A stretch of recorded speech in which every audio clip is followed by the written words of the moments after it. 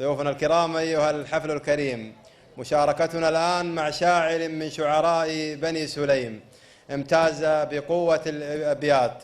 رحبوا معنا بالشاعر دخيل الله بن سعيد العلياني السلمي، فليتفضل مشكورا. السلام عليكم ورحمة الله، مساكم الله بالخير.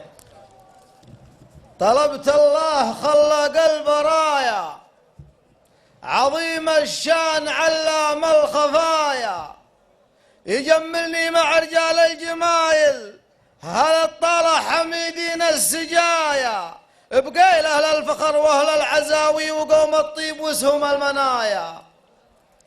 طلبت الله خلاق البرايا، عظيم الشان علام الخفايا، يجملني مع رجال الجمايل، هل الطالع حميدين السجايا، بقيل أهل الفخر وأهل العزاوي وقوم الطيب وسهوم المنايا، يشوش الراس لا قالوا بقيلي وربع في مواقفهم طنايا.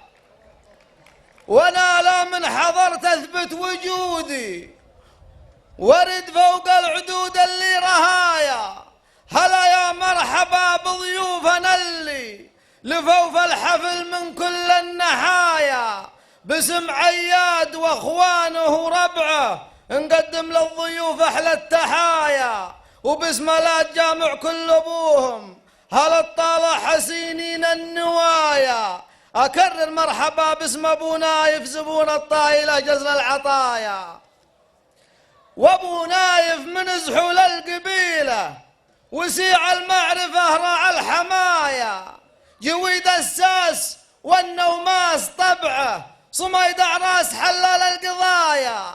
ابو نايف ليا منك زبنت اللي على قد الحظايا، لو انه يملك البنك التجاري بمداته ما يبقى له بقايا.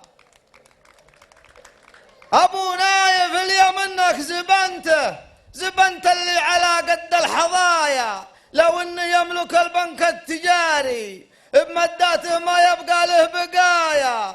مزاياه الحميده ما تعدد وهبها الله من اجزال المزايا، كرم واخلاق وعزوم قويه وعد هداهيه ضمن الدهايا، من رجال الوفا واهل الشجاعه هل الفزعات قياد السرايا، وحنا من وفاه اليوم جينا احد يقصد واحد يهدي هدايا، نهنيه بزواج الشبل يوسف ونسخر له من الشرد النقايا، بيوت جزال تطرب كل سامع، وصلى الله على خير البرايا. سلامتكم.